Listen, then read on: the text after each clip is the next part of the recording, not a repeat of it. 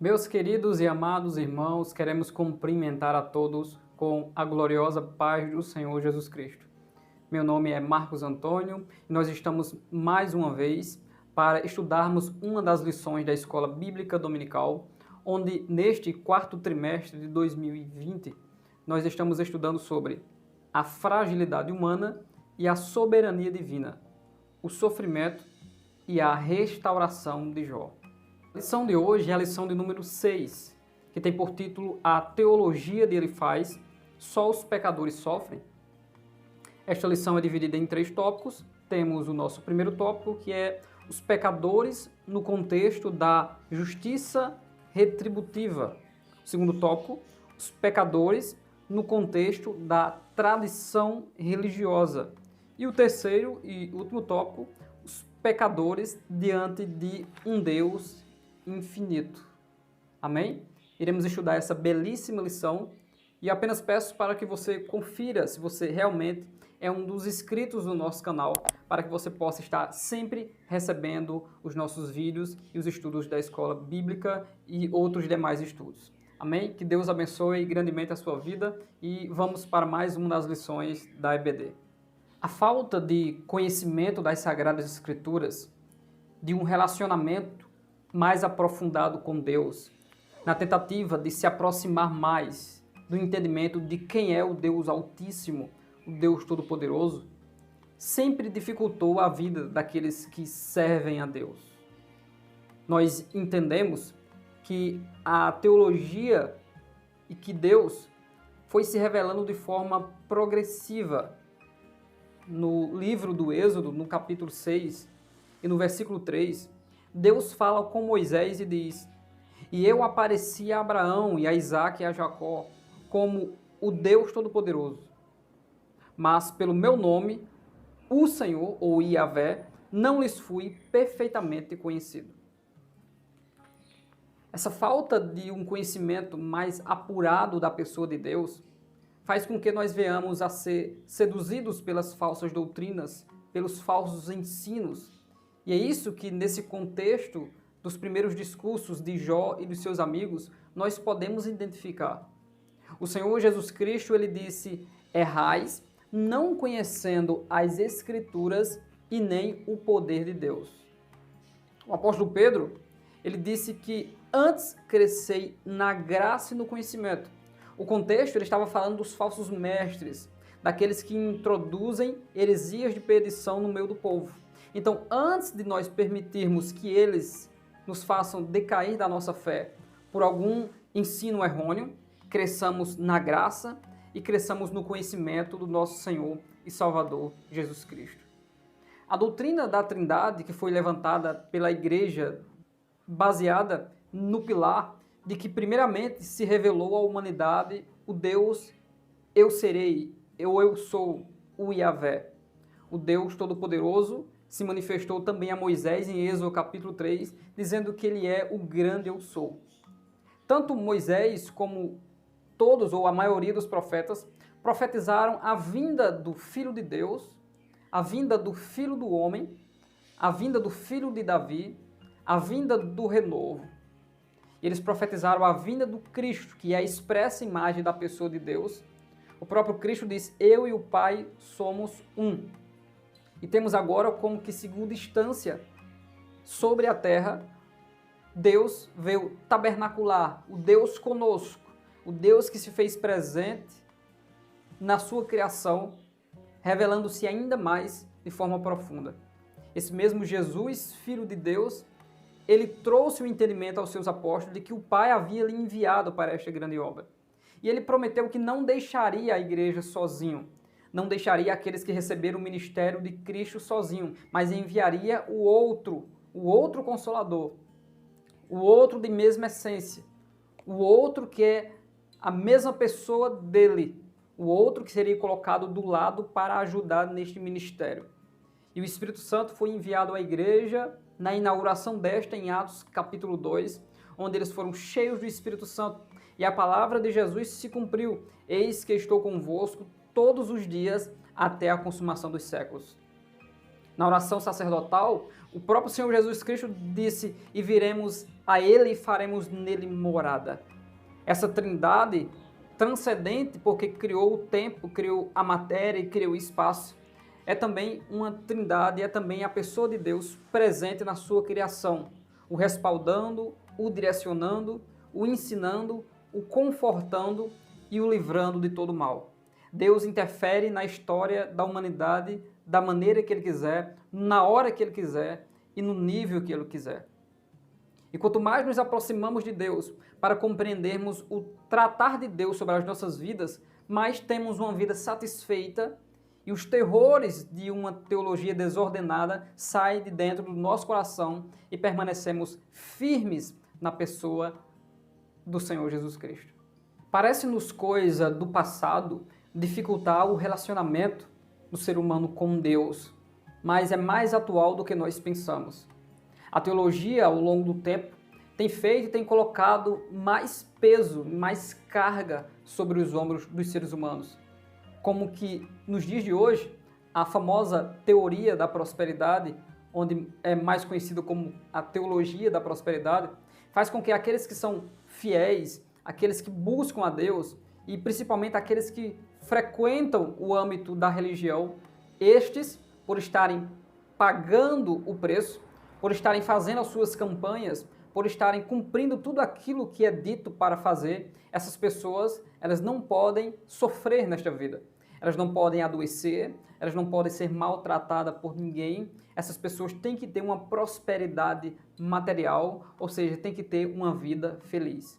E isso tem feito muitas pessoas sofrerem mais ainda e dar cabo de sua vida de religiosidade e decidirem viver sozinhas longe de Deus, porque lhes foi prometido que eu faço alguma coisa para Deus e Deus me retribui por aquilo que eu fiz. Ou seja, é um relacionamento comercial entre o ser humano ou Deus, que se eu não fizer, Deus não será bom comigo.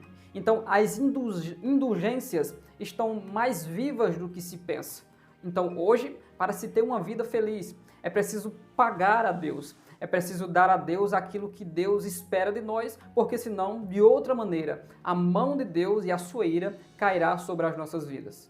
Muitas pessoas estão atordoadas e sofrem porque a cada vez, o Deus que é imanente, muitas vezes é colocado em uma transcendência inatingível, inalcançável, até pelas suas orações, até pela sua busca pela presença de Deus. Mas as Sagradas Escrituras nos ensinam no seu contexto remoto, não considerando apenas uma perícope ou um pensamento de um personagem bíblico como ele faz, mas considerando toda a Sagrada Escritura. Nós conhecemos um Deus que é bom, um Deus que amou, um Deus que, pela sua graça, Ele nos conduz a essa regeneração, um Deus, pela sua graça, justifica o arrependido que confessa e deixa, um Deus, pela sua graça, nos conduz no processo progressivo de santificação, o Deus, pela sua graça, nos glorificará e apresentará a igreja santa e sem mácula diante de Deus. É crendo nesse Deus que nos escolhe, crendo nesse Deus que molda o nosso caráter e a nossa vida, é crendo neste Deus que nos momentos difíceis Ele nos respalda e nos conduz para o propósito que nós caminhamos na presença de Deus, glorificando o seu santo nome, porque Ele é o Deus que abençoa, Ele é o Deus que abre as portas e, considerando toda a Sagrada Escrituras, Ele também é o Deus que retribui aqueles que o desprezam e aqueles que praticam o mal.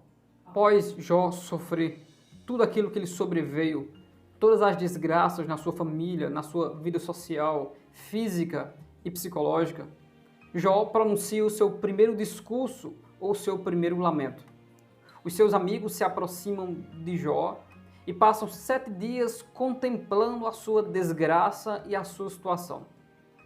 Até Jó expor o seu lamento ou a sua dor diante de Deus e diante dos seus amigos. Eles percebem que não podem mais resistir e ficar calado e falar aquilo que o seu entendimento e a sua teologia mostram o que de fato está acontecendo na vida de Jó. Ele faz, provavelmente, era o mais velho, o mais sábio e o de maior influência. E o seu nome Elifaz significa meu Deus é forte. Ele é da descendência de Esaú, segundo Gênesis 36, versículos 4 e versículos 15. E agora ele vai combater esse primeiro discurso de Jó e aquilo que simplesmente é a expressão da dor do patriarca, sem entender de fato, por não ter o entendimento do prólogo deste livro ou do que acontecia no céu. Jó está sofrendo aquilo que até o momento ele não sabe qual o objetivo. Mas no fim deste livro e no fim deste trimestre, nós iremos compreender qual era o propósito de Deus em todo esse sofrimento. Quando nós olhamos para Deus de forma pedagógica através do sofrimento, ele, aos ímpios, mostra que eles estavam se levantando contra aquele que julga justamente. E Deus derrama a sua ira sobre os ímpios. Para aqueles que são suas ovelhas, mas estão se desgarrando ou se distanciando, Deus mostra que, através do sofrimento, ele deseja que essa pessoa, agora, tendo o seu emocional ferido e o semblante descaído, possa ressuscitar a sabedoria e o bom entendimento e voltar para a presença de Deus. E para aqueles que são justos e fiéis diante do Todo-Poderoso, lhes envia o sofrimento para testar, para provar, para ver o que há no coração, para que o poder de Deus se aperfeiçoe e para que através da tribulação, da disciplina e das muitas provações, segundo Romanos 5, 3, Hebreus 12, 11, Tiago capítulo 1 e versículo 2, Deus está nos seus filhos e nos seus servos produzindo coisas espirituais que fazem com que a santificação progressiva avance mais sobre aqueles que temem ao seu santo nome. Então, biblicamente, considerando todo o contexto e o conhecimento que hoje nós temos e Jó não tinha, nós entendemos qual o propósito do sofrimento. Mas nessa época de Jó, assim como toda a Sagrada Escritura nos mostra que Deus foi se revelando, que as facetas do caráter de Deus foram se revelando, foram tornando-se conhecidas ao longo do tempo, nós entendemos que nesse tempo tão remoto ainda havia muita dificuldade em tentar compreender aquele que até hoje nós não compreendemos em sua totalidade. Porque assim como Jó conhecia em parte, e hoje o que Jó conhecia em parte nós entendemos, hoje também nós conhecemos em parte. Mas quando aquele que é perfeito vier, aí sim aquilo que é em parte será aniquilado. No filme O Gladiador, o general Maximus, antes de sair para a batalha com seu exército, ele diz: o que fazemos nesta vida ecoa na eternidade. Na carta aos Gálatas, no capítulo 6, e os versículos 7 e 8, o texto diz: não erreis, Deus não se deixe escarnecer, porque tudo que o homem semear, isso também ceifará. Porque o que semeia na sua carne, na carne ceifará a corrupção, mas o que semeia no Espírito, do Espírito ceifará a vida eterna. A lei da semeadura, expressada primeiramente pelo companheiro ou o amigo de Jó, mostra que toda a situação devastadora de Jó, em que ele se encontra nesse momento, não é algo arbitrário de Deus que decidiu fazer, porque até então eles não têm o entendimento de por qual motivo um justo pode sofrer tanto assim. Mas eles claramente sabem, e Jó, confuso também por entender desta mesma maneira, que apenas o ímpio poderia sofrer tudo isso e não o justo. É comum, quando alguém vê outra pessoa em sofrimento, julgá-la e dizer: você está passando isso por causa disso e daquilo outro. É muito mais difícil, até nos dias de hoje, nós olharmos para um servo de Deus que sofre coisas que muitas vezes nós olhamos e dizemos: não conseguiria passar por isso. Crise financeira terrível, enfermidades, humilhação, desprezo dos seus parentes. E nós logo, de primeira mão, nós julgamos. Acho que está passando por isso por causa daquilo e queremos muitas vezes ressuscitar o passado daquela pessoa, colocando ela em uma condição de condenada diante de Deus. Todos agora sabem o motivo pelo qual Jó sofreu tudo isso. Mas a dificuldade em passar por tudo isso, em estar dentro desse contexto, era enorme. Mas perceba, em todo momento de crise ao longo da história, em relação ao conhecimento de Deus, houve um progresso do conhecimento e um progresso da teologia. Muitos cismas e muitas crises que houveram na história da igreja fizeram com que as coisas fossem mais ajustadas. E nós, ao invés de se distanciar de Deus, nós nos aproximamos mais de Deus. Sem dúvida alguma, em primeira instância, o sofrimento está para todos os homens, porque todos pecaram e ninguém há que não peque diante de Deus. Salomão, o filho de Davi, no livro de Eclesiastes, capítulo 9, e o versículo 2, ele diz: tudo sucede igualmente a todos. O mesmo sucede ao justo e ao ímpio, ao bom e ao puro, como ao impuro. Assim, ao que é o bom, como ao pecador, ao que jura, como ao que teme o juramento. Para os amigos de Jó, o patriarca está totalmente reprovado diante de Deus. No livro de Jó, capítulo 34, e o verso 17, o texto diz, na fala de Eliú: porventura, o que aborrece o direito governaria? E quererás tu condenar aquele que é justo e poderoso? Nas palavras dos amigos ou dos falsos amigos de Jó, Jó está transgredindo o mandado, a lei de Deus e a palavra de Deus com as suas atitudes.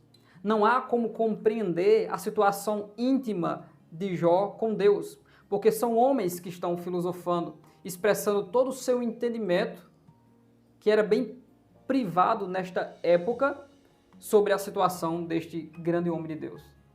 A dificuldade de compreender a situação de Jó mostrava que quanto mais Jó tentasse expressar a sua condição diante de Deus, de que ele quereria de que um verdadeiro advogado aparecesse, mais ele era condenado pelos seus amigos. No livro de Jó, no capítulo 9 e o versículo 20, Jó diz: se eu me justificar, a minha boca me condenará. Se reto me disser, então me declarará perverso. Nosso primeiro tópico, os pecadores no contexto da justiça retributiva. Nós entendemos que a lei da semeadura, que tudo aquilo que nós plantamos, nós iremos colher, mostra um Deus que está de olho aos justos e aos injustos, e segundo aquilo que eles praticam, eles irão ser retribuídos conforme a medida do seu mal que trazem para si mesmos.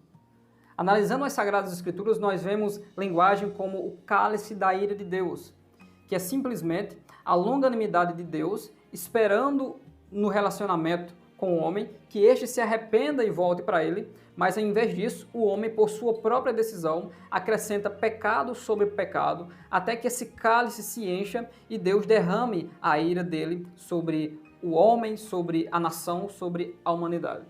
Isso foi notório ao longo das Sagradas Escrituras como os juízos de Deus sobre toda a humanidade em geral, e os juízos de Deus sobre nações específicas, como por exemplo, quando o cálice dos moradores de Canaã, os heveus, os jebuseus, os girgazeus, quando o cálice dos pecados desta nação estava já se enchendo, Deus liberta os hebreus do Egito para que esses hebreus fossem usados por Deus como cálice de juízo sobre os que habitavam em Canaã.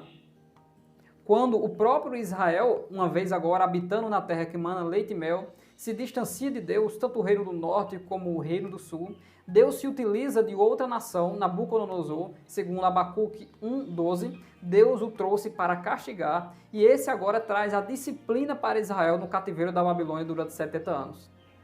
Só que Nabucodonosor também, longe de Deus, está acrescentando pecado sobre pecado, e Deus se utiliza dos persas e dos medos para destruir, destronar e assolar a Babilônia com profecias eternas.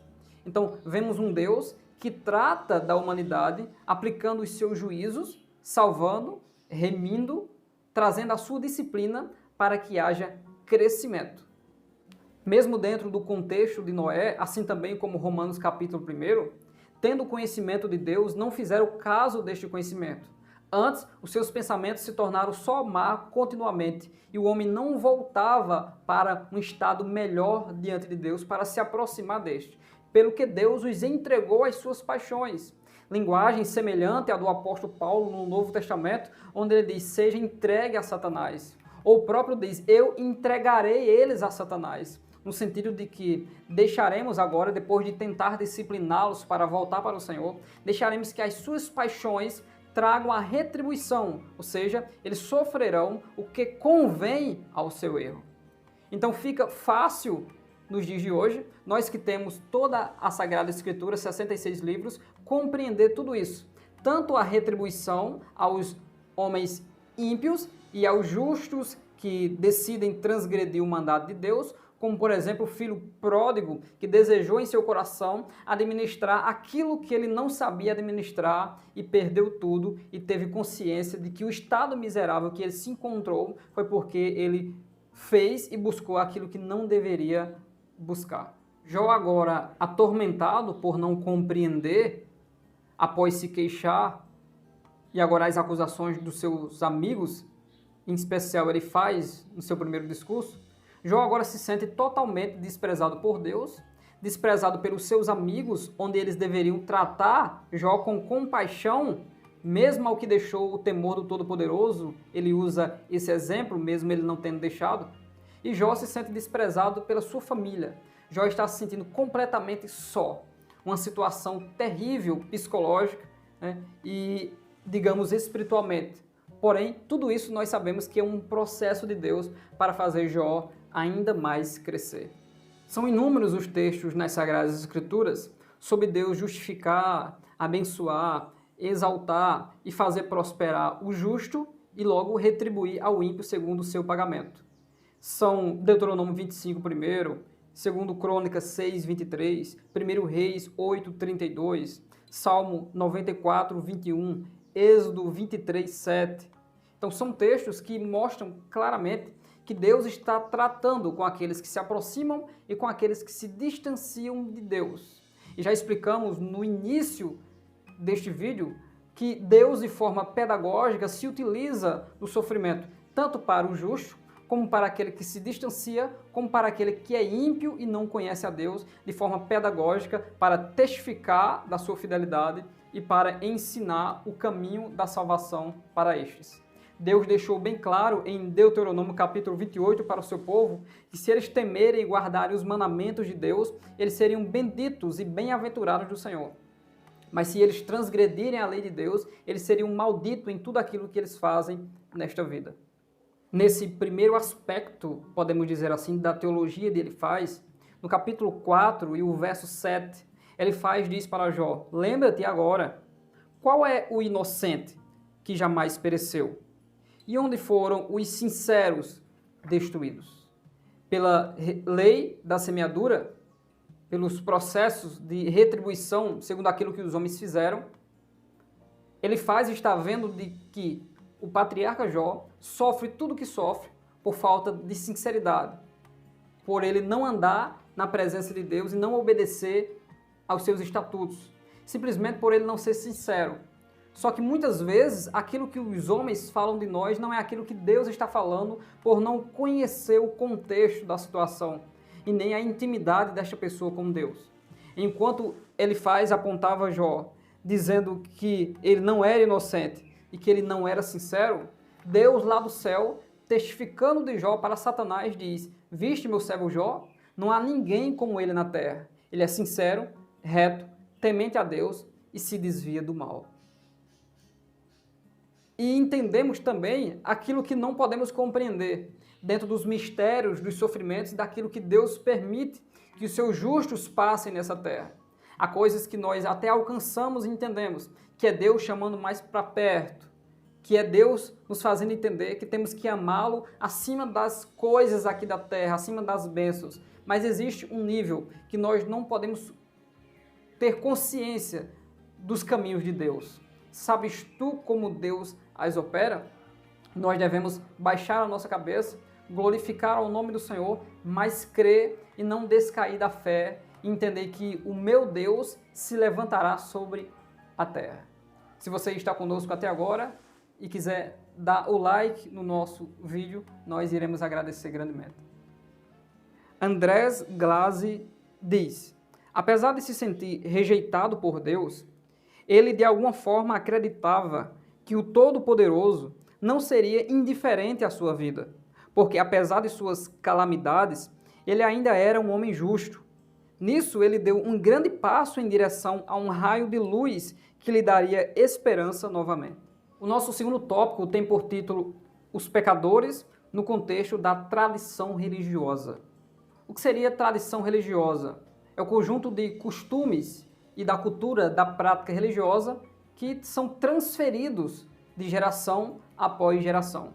A tradição religiosa, ela fica na alma, no espírito e no coração como algo que apaixona, como algo que é necessário sempre estar praticando, porque sem isso não há um aperfeiçoamento diante de Deus. E com isso Deus se agrada e permite que nós venhamos nos aproximar. E há muitos que são os legalistas que entendem que só somos justificados diante de Deus por praticar tal coisa ou por deixar de praticar essa outra. Mesmo tendo um certo conhecimento de Deus, Elifaz e os demais amigos de Jó, considerando nós que a revelação geral de Deus alcançou os seres humanos desde o princípio, de que Deus torna-se conhecido, mesmo antes de haver a Torá, a instrução, o Pentateuco, os escritos de Moisés, esses homens tinham, sim, um certo grau de conhecimento da parte de Deus. Só que entendemos que, assim como Jó, os seus amigos faltavam experiência com Deus, faltavam serem mais apurados pelo Todo-Poderoso. O interessante é que, tentando colocar sobre Jó essa questão retributiva de que Jó está sofrendo aquilo que ele fez, os próprios amigos de Jó são dignos de receber de Deus a retribuição, que convém à sua loucura, que convém ao seu erro, de tentar mostrar e tentar provar que Jó não está reto diante de Deus. Vejamos isso em Jó 42, versos 7 e 8. Sucedeu, pois, que acabando o Senhor de dizer a Jó aquelas palavras, o Senhor disse a Elifaz o temanita: a minha ira se acendeu contra ti e contra os teus dois amigos, porque não disseste de mim o que é reto, como o meu servo Jó. Tomai, pois, 7 bezerros e 7 carneiros, e ide a meu servo Jó, e oferecei holocaustos por vós, e o meu servo Jó orará por vós, porque deveras a ele aceitarei, para que vos não trate conforme a vossa loucura. Olha que interessante. Porque vós não falaste de mim o que era reto, com o meu servo Jó. Enquanto eles achavam que estavam de um lado da história, do lado de Deus, e juntamente com Deus acusando Jó e a sua situação, era totalmente o contrário. Deus está do lado de Jó, porque Jó também está diante de Deus. Vemos aqui neste livro a graça de Deus sobre a humanidade.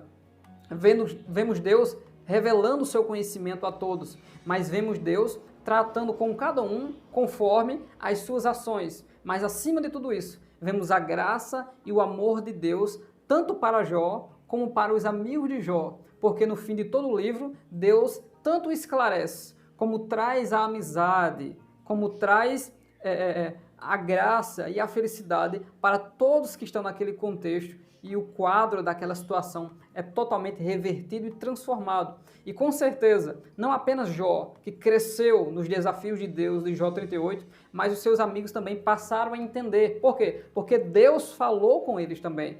Deus não só falou com Jó, o redemoinho não só apareceu e a tempestade diante de Jó, mas Deus falou com Elifaz também. Deus falou para aqueles que só faziam acusar, e Deus está justificando Jó e dizendo que Jó falava reto, e vocês que estavam em transgressão. Como é maravilhoso tentar procurar conhecer todas essas coisas. Como é maravilhoso compreender um Deus que transcende todas as coisas, mas um Deus que está presente dentro de nós, nos entusiasmando a se aproximar mais dele. Na Idade Média, no processo judicial, quando alguém era trazido e o entendimento de todos é que essa pessoa era culpada, só que não havia provas do seu crime, essa pessoa era amarrada, mãos e pés, e era lançada no rio. Se ela se afogasse, é porque era ela culpada e o juízo de Deus estava caindo sobre essa pessoa. mas se ela conseguisse nadar, boiar ou sair dessa situação, é porque ela era inocente. Semelhantemente, em Números capítulo 5, a partir do versículo 19, se uma mulher fosse pega na desconfiança de que estava traindo o seu marido, era-lhe dada uma água amargosa, e se ela se enfraquecesse e o seu ventre se inchasse por conta daquela água, isso significa que essa mulher estava traindo o seu marido.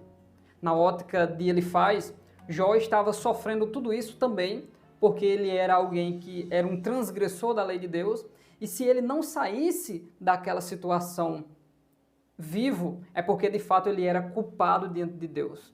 Jó, ele tinha um entendimento de que ele pereceria, de que ele não sairia daquela situação. Ele estava tomado por uma doença maligna, e ele tinha tanta certeza disso, que ele dizia a Deus, acaba logo comigo, né?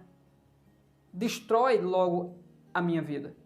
Então, o pensamento de ele faz é que Jó está sofrendo um ordalho, que Jó está sofrendo um juízo de Deus por tudo aquilo que ele tem feito contra o Todo-Poderoso. F.B. Meyer comenta, à luz desse pensamento, as calamidades sofridas por Jó pareciam provar que aquele homem, que todos tinham considerado um modelo de perfeição, não era o que se supunha. De acordo com essa filosofia, bastava que ele confessasse o seu pecado e tudo voltaria ao normal e o sol tornaria a brilhar no seu caminho.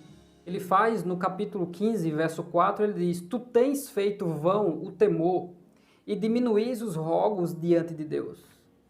Agora, ele traz Jó, depois de tentar acusar sobre ele agora estar numa condição de retribuição por tudo aquilo que ele faz, ele diz que Jó está transgredindo aquilo que é a tradição, transgredindo aquilo que os mais velhos, aquilo que os antepassados sempre fizeram diante de Deus, e Jó agora não está fazendo, por isso que ele está vivendo tudo isso.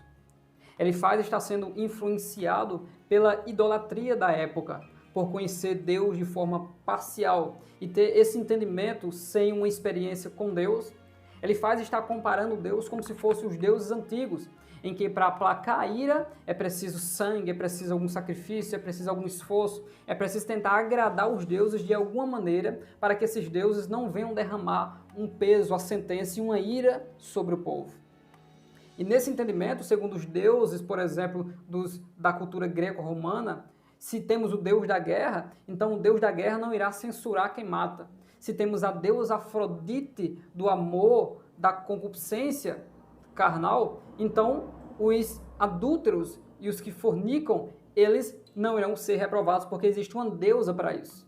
Então ele está sendo influenciado e fazendo com que a imagem de Deus seja manchada, como um Deus do toma lá da cá, em que Jó precisa fazer alguma coisa para que Jó saia dessa situação, não entendendo a profundidade do trabalhar de Deus na vida do patriarca. Segundo Matteo Henry, os ídolos são chamados falsos porque desfiguram a Deus. Toda religião possui a sua tradição. Isso é bem comum. E nem de todo a tradição é má. Vejamos o que diz William Cocker. A tradição é a crença, valor e costumes transmitidos de uma geração para outra para preservar a continuidade da cultura e da instituição e prover a cada geração que surge a influência estabilizadora de sua herança. A tradição provê um entendimento dos fundamentos da comunidade e das relações entre o indivíduo e o grupo no qual participa. Então, considerando a tradição como o preservador ou como aquilo que respalda a paixão e a atividade da religiosidade ou daquilo que fazemos diante de Deus, a tradição ela será censurada e ela será inativa quando nós entendemos que aquilo que é material, que nós praticamos diante de Deus, nos faz pessoas melhores do que outras, superiores às outras, ou justificadas diante de Deus por aquilo que nós praticamos. Deus censura os israelitas em Isaías capítulo 58, porque depois de jejuarem e se consagrarem e fazerem orações diante de Deus, eles querem requerer diante de Deus o pagamento que convém àquele preço, vamos dizer assim, que foi pago. Porém, Deus, usando Isaías, diz que o que Deus quer deles é que eles parem de falar a vaidade, de apontar o dedo e de praticar a iniquidade. Tanto Paulo, em 1 Timóteo, assim como também Pedro, eles dizem que as mulheres que devem ter um bom senso, que devem ser humildes e submissas aos líderes e aos seus esposos, elas têm que se trajar e se adornar, não apenas com aquilo que é exterior. Ele não está criticando a beleza exterior, mas ele está dizendo segundo aquilo que é o alvo principal das mulheres na sua forma física ou na sua beleza. Então ele está dizendo, para as mulheres, Deus quer boas obras e um coração manso, quieto e humilde diante de Deus. Ele está considerando que aquilo que é mais importante é aquilo que está dentro do que é aquilo apenas que está fora, que as pessoas tentam fazer parecer que são.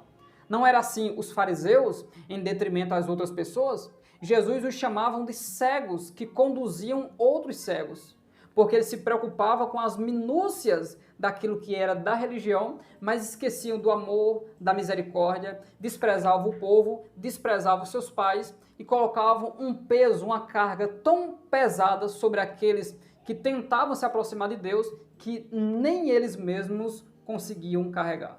Em Mateus, no capítulo 15, Jesus Cristo está aqui diante de uma discussão e do ensinamento também aos seus apóstolos sobre a tradição dos anciãos. E a partir disso, essa tradição está invalidando a presença de Deus, invalidando o conserto do Senhor, invalidando a palavra de Deus.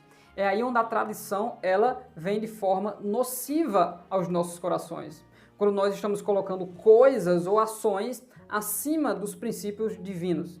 Vejamos o que alguns versículos do texto de Mateus 15 diz. Versículo 6. E assim invalidastes pela vossa tradição o mandamento de Deus. Hipócritas, bem profetizou Isaías a vosso respeito, dizendo, este povo honra-me com os seus lábios, mas o seu coração está longe de mim, porque me adoram ensinando doutrinas que são preceitos dos homens. E chamando a si a multidão, disse-lhes, ouvi e entendei. O que contamina o homem não é o que entra na boca, mas o que sai da boca, isso é o que contamina o homem. Jesus não está falando aqui nada contra a higiene. O que ele está falando é no sentido eterno, naquilo que vai permanecer e levar para a vida eterna. Então ele está dizendo, o que contamina o homem que entra pela boca, se contaminar alguma coisa que entra pela nossa boca, nos levará apenas para a morte já determinada que é a física. Porém, aquilo que está relacionado à eternidade é aquilo que sai da boca, o blasfemar diante de Deus, o negar ao Senhor Jesus Cristo. Isso sim vai ecoar para a eternidade como juízo. Então, acercando-se dele, os seus discípulos disseram-lhe no versículo 12, sabes que os fariseus, ouvindo essas palavras, se escandalizaram? Ele, porém, respondendo, disse, toda árvore que meu Pai Celestial não plantou, seja arrancada. Veja, pela religião eles estão desprezando a palavra de Deus e isso trará juízo sobre os fariseus. Deixai-os, ou seja, seja entregue a Satanás, semelhante ao que Paulo disse lá no Novo Testamento, em 1 Coríntios capítulo 5. São condutores cegos. Ora, se um cego guia outro cego, ambos cairão. E Pedro, tomando a palavra, disse-lhe, explica-nos essa parábola. Jesus disse, porém, até vós mesmos estáis sem entender? Ainda não compreendeis que tudo o que entra pela boca desce para o ventre e é lançado fora? Mas o que sai da boca procede do coração, e isso contamina o homem. Porque do coração procedem os maus pensamentos, mortes, adultérios, prostituição, furtos, falsos testemunhos e blasfêmias. São essas coisas que contaminam o homem, mas comer sem lavar as mãos, isso não contamina o homem. O Senhor Jesus dá um checkmate referente a detalhes, a minúcias da religião em que os fariseus estavam preocupados que os discípulos de Jesus seguissem, só que isso não estavam tornando-os impuros diante de Deus. Era apenas coisas de homens. Paulo, em Colossenses, no capítulo 2 e o versículo 16, ele diz, portanto, ninguém vos julgue pelo comer ou pelo beber, ou por causa dos dias de festa, ou da lua nova, ou dos sábados, que são sombra das coisas futuras, mas o corpo é de Cristo. Paulo deixou isso muito bem explicado em relação aos crentes fortes e aos crentes mais fracos. aqueles que se escandalizam com qualquer coisa, ou aqueles que evitam se aproximar ou se alimentar de tal coisa. E aqueles crentes fortes, que sabem que eles fazem isso pela fé e que isso não contamina. Então, existem muitas coisas aqui na Terra, segundo a religião, que nós devemos evitar fazer para não fazer o nosso irmão fraco tropeçar. Mas existem muitas coisas que nós não podemos deixar de fazer porque isso não nos contamina e não nos faz mal. É apenas algo natural e algo comum. Paulo, em 2 aos Tessalonicenses, no capítulo 3, e no versículo 6, ele diz: mandamo-vos, porém, irmãos, que em nome de nosso Senhor Jesus Cristo, que vos aparteis de todo irmão que andar desordenadamente, e não segundo a tradição que de nós recebeu. Existiu um grande confronto no início da igreja primitiva em relação a práticas judaicas e aquilo que os gentios não precisavam mais praticar. E Paulo deixou bem claro, assim também como o concílio em Jerusalém, aquilo que basicamente os gentios não poderiam praticar, deixar aquilo que é sacrificado aos ídolos, fugir da prostituição. Então, o princípio é sempre deixar de lado aquilo que o nosso coração nos faz reprovados diante de Deus e não ir após a prática segundo os homens. A tradição que Paulo está falando aqui é aquilo que ele recebeu do Senhor e conforme os crentes devem andar. Porque o próprio Paulo disse que Deus deu essa graça a ele para ele ser fiel e andar na presença de Deus. E que os crentes deviam ser imitadores de Paulo, porque Paulo serve como testemunha para esses crentes. Então, qual era a tradição estabelecida nos tempos de Jó e de Elifaz, que no entendimento de Elifaz, Jó estava transgredindo a tradição da época, e ele remonta até os passados, né, mostrando a idade de Jó, provavelmente Elifaz era de mais idade do que Jó, dizendo que a nossa tradição é essa, né, que Deus retribui ao ímpio pelos seus pecados e faz o ímpio sofrer. E ninguém pode sofrer tanta calamidade se não fizer um mal contra Deus. Há aqui uma transição, sim. A teologia está sendo confrontada aqui pela realidade da vida de Jó. E vai haver um crescimento no entendimento, porque Deus está revelando a sua vontade. E o nosso Deus é o Deus que se relaciona com o homem e põe muitas vezes o homem em situações que ele não vai compreender, para que a glória, a misericórdia e a graça de Deus seja manifesta. Meus queridos e amados irmãos, até o dado momento, na lição de hoje, lição 6, a teologia dele faz, só os pecadores sofrem, nós estudamos o primeiro tópico, os pecadores no contexto da justiça retributiva, e o segundo tópico, os pecadores no contexto da tradição religiosa. E até aqui eu quero pedir a você, se possível, você compartilhar esse vídeo com seus grupos, com seus familiares, e também não evite, deixe o seu comentário, aquilo que você acha, o que você entende sobre essa questão retributiva, sobre o Deus que se apresenta desta maneira com Jó, esse tratamento de Deus, e também sobre essa tradição antiga e o que significa essa tradição para os dias de hoje. Deixe o seu comentário, compartilhe este vídeo e que o nome do Senhor seja glorificado. Partiremos agora para o nosso terceiro e último tópico, os pecadores diante de um Deus infinito. Todos sabem que pairam no meio do povo de Deus doutrinas de demônios e que, através do dom de discernimento, o crente ele entende de onde vêm esses ensinamentos. A Bíblia Sagrada diz que provai se os espíritos são de Deus. Isso significa que pessoas, às vezes, entre aspas, bem intencionadas, podem usar das Sagradas Escrituras ou de alguma experiência sobrenatural para tentar inserir uma doutrina que vai trazer apostasia, que vai trazer fracasso, vai trazer raiz de amargura na igreja. De onde veio a teologia de Elifaz? Existe uma experiência curiosa de Elifaz que o mesmo declara em Jó, capítulo 4, dos versículos 13 ao 17.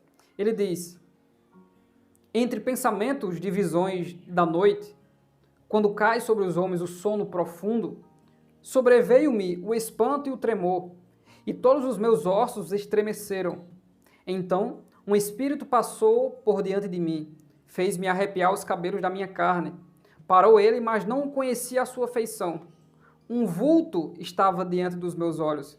E calando-me, ouvi uma voz que dizia: seria, porventura, o homem mais justo do que Deus? Seria, porventura, o varão mais puro do que o seu Criador? As características especiais dessa experiência é que ele não conseguiu discernir nem conhecer que espírito era esse. Ele não viu a feição deste espírito. Então, sem saber quem falava com ele, ele tomou para si essa doutrina que aparentemente era correta, porque não existe nenhum homem justo como Deus, só que deixou de lado o trato de Deus sobre os pecadores e o trato de Deus também sobre os justos.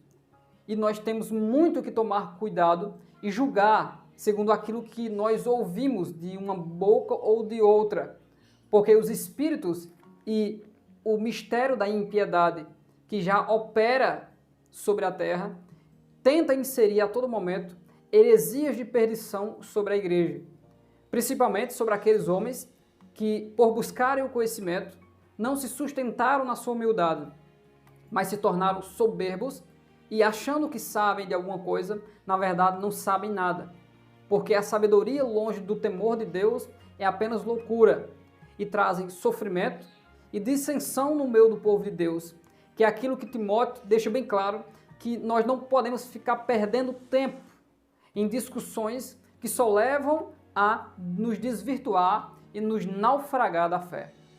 Podemos até concluir que, sendo Satanás liberado por Deus para afligir Jó e, na primeira instância, roubar, destruir, matar, agora no nível intelectual, através dos seus amigos, através da confusão do conhecimento de Deus, o Elifaz e os seus amigos estão fazendo o trabalho de diabo, ou seja, do acusador, aquele que acusa os justos.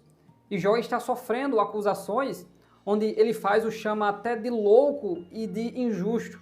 Acusações infundadas que serão reprovadas por Deus mais adiante, lá nos últimos capítulos de Jó.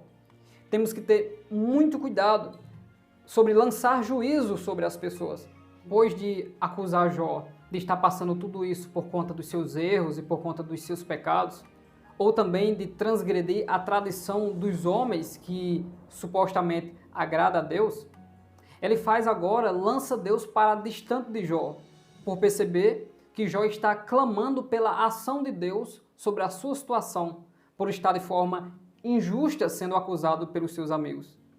No capítulo 22, no terceiro discurso de Elifaz, no verso 12, ele diz: porventura Deus não está na altura dos céus? Olha para a altura das estrelas, quão elevadas são. Sem dúvida alguma, o nosso Deus ele transcende toda a criação. Em Gênesis capítulo 1 e o versículo 1 diz: no princípio criou Deus os céus e a terra. Fala do Deus que cria o tempo, o espaço e a matéria. A base de três para criar todas as demais coisas existentes. O Deus que transcende tudo, mas o Deus que conhece tudo. O Deus que é superior, que está além daquilo que é finitude da sua criação, é também um Deus que se faz presente e não abandona aquilo que ele criou. Deus não veio à terra, formou o homem e foi embora. Não apenas isso. O Espírito de Deus esteve e está sempre sobre a face da terra. O Espírito de Deus está trabalhando sobre a humanidade, através de suas dispensações, buscando aproximar mais a humanidade de Deus. E esta, por sua vez, em uma grande parte, se distancia cada vez mais do Deus Todo-Poderoso. Mas mesmo dentro desse contexto, as pessoas que acham graça diante de Deus, que são escolhidas diante de Deus, e também decidem se prostrar diante da mensagem de Deus, essas pessoas são respaldadas, são cheias do Espírito de Deus, são usadas para mostrar a justiça de Deus para o mundo, e Deus trata com essas pessoas também através do sofrimento. Parece que Elifaz não havia entendido ou ninguém lhe havia ensinado sobre os sofrimentos injustos sofridos por Abel no contexto da vida de Noé, em que os pensamentos do homem eram somar continuamente, em que Enoque não era digno de estar neste mundo, porque o mundo parecia mais já um inferno aqui nesta terra. Essa teologia mercantilista de Elifaz faz com que Jó seja reprovado e eles que mantêm viva a tradição e aquilo que aparentemente agrada a Deus sejam os justificados. Mas o Deus que transcende, que Elifaz colocou Jó bem distante dele, acrescentando tribulação a tribulação sobre a vida de Jó, também é o Deus imanente. Significa aquele que está dentro, aquele que mora, aquele que se faz presente. Quando nós falamos sobre o Deus imanente, ou Deus que está presente, nós lembramos da palavra entusiasmo, que do grego entusiasmos, que é quase a mesma grafia, significa Deus dentro de. Significa que o homem só terá entusiasmo para viver, para ser fiel a Deus, para ter o esforço de andar na presença de Deus, se Deus habitar dentro dele, ou seja, se Deus ter comunhão com ele, se Deus esclarecer, se Deus falar com ele. E foi assim ao longo das Sagradas Escrituras em todos os momentos. Deus deixou sempre claro que se o homem se aproxima de Deus, Deus também se aproxima. Se ele o negar, Deus também o negará. Se formos infiéis, todavia Deus não é como nós. Deus é fiel e não nega a sua palavra. E se é juízo sobre aquele ou as nações, Deus lançará juízo sobre isso. A definição de o grande e terrível dia do Senhor pode ser encontrada no livro de Sofonias, onde no primeiro capítulo Deus derrama juízo ou declara juízo sobre todas as nações, depois juízo sobre o Israel que se desvia, mas também Deus profere bênçãos e esperança para aqueles remanescentes que permanecem fiéis. O Deus Todo-Poderoso sabe trabalhar no coração do homem para trazê-lo mais próximo à sua presença. Porém, o próprio Deus, não de forma arbitrária, mas respeitando o livre arbítrio do homem, Deus o convida à salvação. E muitos destes desprezam o entendimento de Deus, dando ouvido a espíritos enganadores. O Deus que transcende toda a criação também é o Deus que está presente a ela, é o Deus que habita. E pela graça de Deus e os processos pedagógicos através da nação de Israel, Deus nos ensinou que o caminho do Espírito Santo estava sendo aberto, mas ainda não havia sido enquanto o primeiro véu estava de pé. E o véu que foi rasgado pela carne de Cristo, o véu que foi derrubado na tradição judaica, nas leis cerimoniais, agora deu espaço à graça pela fé que há em Cristo Jesus no seu sacrifício. E hoje o Espírito de Deus, que estava contido naquele móvel do tabernáculo, hoje ele habita em toda carne, ou seja, em toda espécie de homens, em todo tipo de homem. E todo aquele que nele crê terá a vida eterna. Para tentar entender que Elifaz está completamente equivocado em suas conclusões, nós só podemos contemplar o favor imerecido de Deus. A graça, aquilo que nós não merecemos, mas Deus, pelo seu amor, nos alcançou e estendeu sobre nós a sua bênção. No Salmo de número 12, o verso 5, o texto diz: por causa da opressão dos pobres e do gemido dos necessitados, me levantarei agora, diz o Senhor, porei em salvo aquele para quem eles assopram. O apóstolo Paulo, no Areópago, em Atenas, ministrando aos supersticiosos e usando como base ao Deus desconhecido que eles adoravam, ele diz em Atos capítulo 17, do 24 ao 28, o Deus que fez o mundo e tudo que nele há, sendo o Senhor do céu e da terra, não habita em templos feitos por mãos de homens, nem tampouco é servido por mãos de homens, como que necessitando de alguma coisa, pois ele mesmo é quem dá a todos a vida, a respiração e todas as coisas. E de um só fez toda a geração dos homens para habitar sobre a face da terra, determinando os tempos já dantes ordenados e os limites da sua habitação, para que buscassem ao Senhor, se porventura, tateando, o pudessem achar, ainda que não está longe de cada um de nós, porque nele vivemos e nos movemos e existimos, como também alguns dos nossos poetas disseram, pois somos também sua geração. Significa que o Deus Todo-Poderoso, além de ter criado todas as coisas e coordenar todas as coisas, ele está próximo de todo aquele que o invoca. O próprio apóstolo Paulo, lá em Romanos 10, ele faz a pergunta na sua forma de escrita e ele mesmo responde, né? Quem subirá ao céu a trazer a Cristo? Mas ele diz, não, a palavra da salvação está na tua boca e no teu coração. Se creres no coração e com a boca confessares, aí sereis salvos. E ser salvo significa ser selado. E ser selado significa receber a habitação do Espírito Santo. Porque nós somos o templo e a habitação do Espírito de Deus. Então, o Deus que transcende toda a criação, o Deus que não é uma pedra, não é uma árvore, não é um ser humano, mas é o mesmo Deus que se relaciona com a sua criação. A própria criação geme desejando estar com o Senhor, estar com aquele que o criou, mas o pecado trouxe uma desordem em tudo. Então, o Deus que transcende é o Deus imanente, é o Deus que está dentro, é o Deus que se faz presente, é o Deus que está conosco. Mostrando essa proximidade, o salmista do Salmo de número 5, dos versos 1 ao 3, ele diz: dá ouvidos às minhas palavras, ó Senhor, atende à minha meditação. Atende à voz do meu clamor, Rei meu e Deus meu, pois a ti orarei. Pela manhã ouvirás a minha voz, ó Senhor. Pela manhã me apresentarei a ti e vigiarei. Deus ouve as nossas orações. Deus ouve a oração de Jó. Deus está presente. O Senhor Jesus Cristo disse: eis que estou convosco todos os dias, até a consumação dos séculos. Harris destaca: duvidar da transcendência de Deus é duvidar de seu caráter. Sem nenhuma base de juízo absoluto, não se pode condenar a conduta humana.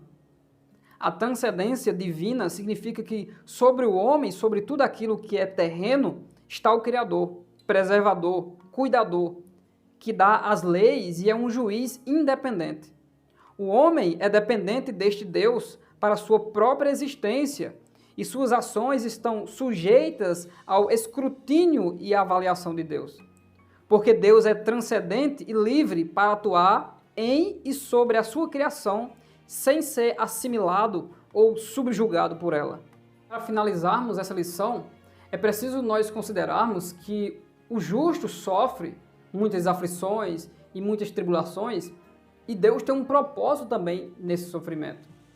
Vamos ler o Salmo 34, e o verso 19 que diz: muitas são as aflições do justo, mas o Senhor o livra de todas.